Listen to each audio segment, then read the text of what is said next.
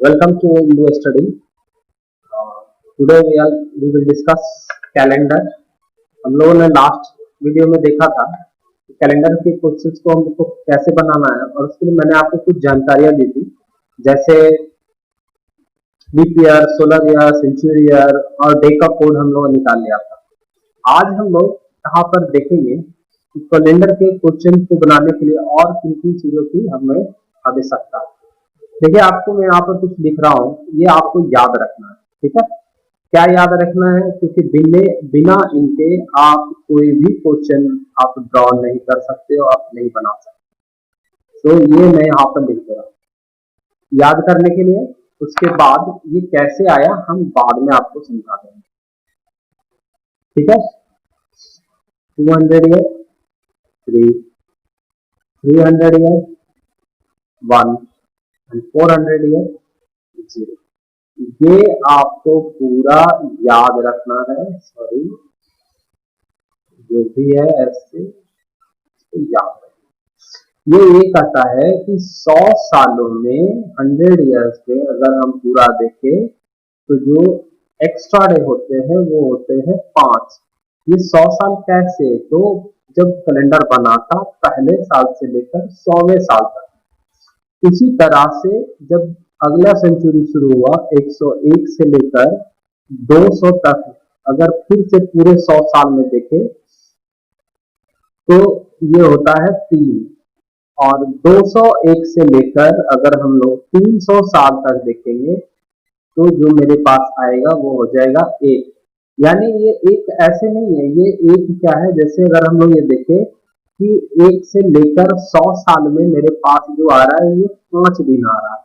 इसी तरह से ये पूरा 200 अगर ले लिया जाए, यानी 1 से लेकर 200 तक में मेरे पास जो एक्स्ट्रा डेज हो जाएंगे वो हो जाएंगे 3। एंड नाउ 1 से लेकर अगर हम लोग 300 तक देखें तो जो एक्स्ट्रा डे होता है वो होता है 1। इसी तरह से अगर हम लोग ये जो लास्ट होता है ना 400 तक में, तब यहाँ पर ये हो जाता है 0। देखिए, समझने की चीज ये है कि आखिर आप ये सोच रहे होंगे कि ये कैसे हो गया, ये घट क्यों रहा है, तो 400 साल क्यों ले रहे हैं। तो यहाँ पर क्या है कि जब पहले 100 साल को कैलकुलेट किए तो मेरे पास 5 आए। आप जब 200 से लेकर 200 तक जाइएगा, 101 से लेकर 200 तक में, तो फिर 5 आए। तो 5 5 क्या हो जाएगा, ये हो गया मेरा 10। और इन 10 में से अगर हम एक सप्ताह को हटा देंगे तो मेरे पास क्या बच जाएगा, 3 बच जाएगा। इसी तरह से फिर इसमें अगर हम 5 जोड़ेंगे तो मेरे पास आएगा 8। और अगर एक सप्ताह को घटा दिया जाए तो हम लोगों के पास क्या बचेगा, 8। एंड नाउ इस बार 5 नहीं ऐड होके 6 ऐड होगा। वो क्यों होगा वो मैं बताता हूँ। तो 7 आ जाएगा, 7 में से 7 चला गया, एक सप्ताह को हटा दिए तो मेरे पास क्या बचा, 0 2 3 में यहाँ पर देखिए। देखिए होता क्या है, सबसे पहले ऐसे हम लोग देखेंगे कि जैसे 100 साल है तो वो 100 साल 1 से लेकर 100। अगर मेरे को यहाँ पर निकालना है कि लीप ईयर और सोलर ईयर कितने हुए, तो हम पहले वो देखते हैं। जैसे हम लोग लिख देंगे लीप ईयर और सोलर ईयर। बचपन से पढ़ते आ रहे हैं ना कि हर चौथा साल जो होता है वो एक लीप ईयर होता है, लीप ईयर होता है, फिर लीप ईयर 4 साल पर, इस तरह से। लेकिन जब हम लोग एक सेंचुरी की बात करते हैं 1 से लेकर 100 तक, तब हमें यहाँ पर ये देखना होता है कि लीप ईयर और सेंचुरी ईयर कैसे निकालेंगे। देखिए, ये जो है आपका 100, ये 100वां वर्ष जब आया होगा तो ये कैसा साल है, तो ये इस तरह के ईयर को हम लोग बोलते हैं सेंचुरी ईयर। आपको ध्यान में रखना है कि जिस साल के लास्ट में 2 शून्य लगा हो वैसे ईयर को हम लोग क्या बोलेंगे, सेंचुरी ईयर बोलेंगे। और हमने आपको लास्ट क्लास वीडियो में बताया था कि सेंचुरी ईयर लीप ईयर है या नहीं, यह जानने के लिए हम लोग क्या करते हैं, हम लोग वहां पर 4 एज वेल एज 400 दोनों से हम लोग उसमें डिवाइड करते हैं। और अगर वो दोनों से कट जाता है तब हम समझते हैं कि हाँ ये जो साल है वो एक लीप ईयर है। ऐसी स्थिति में हम लोग क्या करेंगे, यहाँ पर हम लोग इस 100 को अगर चेक करते हैं तो पता चलता है कि यह 4 से भाग तो लग रहा है, लेकिन यह 400 से भाग नहीं लग रहा है। तो इस सिचुएशन में क्या हो जाएगा, यह एक साधारण वर्ष के रूप में काम करेगा और जो ये लीप ईयर होता है वो लीप ईयर नहीं होगा। यानी अगर हम यहाँ पर देखें कि 100 साल में लीप ईयर की कितनी संख्या होगी, तो 24 होगी, और सोलर ईयर कितना होगा, तो वो 76 होगा। अच्छा, अब ये आपको एक और चीज मैं बताता हूँ कि जैसे हम लोग देखते हैं ना, सोलर ईयर हुआ या लीप ईयर हुआ, तो सोलर ईयर में जो नंबर ऑफ डेज होते हैं वो 365 होते हैं, और लीप ईयर में जो नंबर ऑफ डेज होते हैं वो 366 होते हैं। तो पूरे साल में जो मेरा एक्स्ट्रा डे होगा, वो एक्स्ट्रा डे कितना हो जाएगा, 1, और लीप ईयर में एक्स्ट्रा डे कितना हो जाएगा, 2। कैसे, तो जब हम 365 में से सप्ताह निकालते हैं तो ये 52 बार में चला जाएगा, और जो मेरे पास रिमाइंडर बचेगा वो 1 बचेगा। अब यही चीज जब यहाँ पर 366 होता तो रिमाइंडर कितना बचता, 2 बचता। अब वो चीज आपको यहाँ पे क्या करना है, मल्टीप्लाई कर देना है, यहाँ पर 2 से कीजिए और यहाँ पर 1 से कीजिए, तो आपके पास आ गया 48 और ये हो गया 76। तो अब देखेंगे जोड़ के, तो 14, एंड नाउ नेक्स्ट हो जाएगा 7 4 11 और 1 12, यानी 124। ये टोटल मेरे पास एक्स्ट्रा डे आया। फिर इसमें 7 से भागा लगा देंगे, तो एक बार में गया 7, और फिर बचा 5 और 4, 7 7 49। अब देखो आपके पास रिमाइंडर कितना बच गया, रिमाइंडर 5। यानी 1 से लेकर 100 साल तक अगर हम लोग देखते हैं, तो जो लीप ईयर की संख्या होगी वो कितनी हो जाएगी, 100 तक में जो एक्स्ट्रा डे होगा वो कितना हो जाएगा, 5। फिर जब आप 101 से लेकर 200 तक का यही काम करोगे तो फिर 5 आएगा। लेकिन अब हम पूरा यहाँ पर क्या बोले आपको, 1 से लेकर 200 तक देखेंगे, तो 1 से लेकर 200 तक देखेंगे तो ये 5 5 प्लस कितना हो जाएगा, 10 हो जाएगा। अब इस 10 में भी अगर हम लोग एक सप्ताह हटा दें तो क्या बचा, 3। इसी तरह से 300 साल के लिए हो जाएगा 1, और 400 साल के लिए हो जाएगा आपके पास क्या।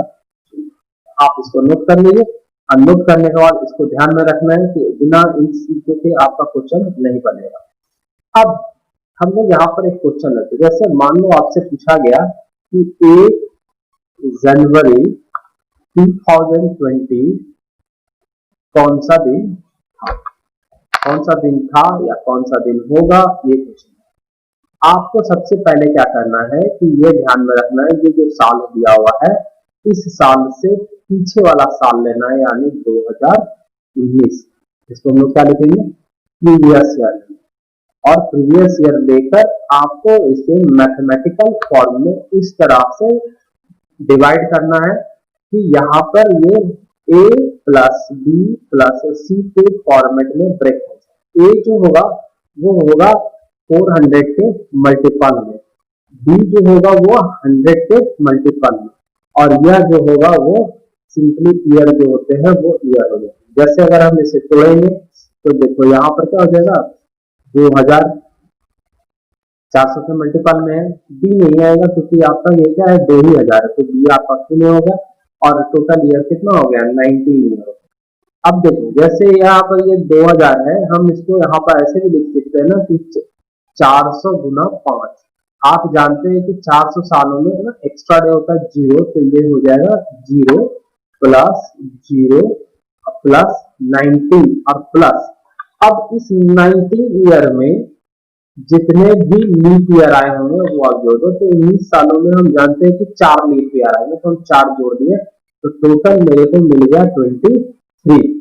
नाउ अब देखेंगे कि अभी देखो 2019 तक जो लीप ईयर या एक्स्ट्रा डे हुआ सब मिलाकर मेरे पास आ गया 23, और 2020 का पहला दिन हो गया 1, 23 और 24 भागा लगाएंगे 7 से, 3 बार में गया 21, बचा 3, यानी फर्स्ट डे ये जो होगा ऑफ जनवरी वो क्या कहलाएगा आपका, वेडनेसडे।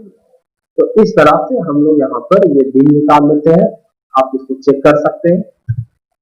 अब जैसे मान लेते हैं कि अब आपके दिमाग में आ रहा होगा कि अगर 1925 होता तो कैसे लेते, तो हम इसे इस तरह से ले सकते हैं, 1600 प्लस 300 और प्लस 25।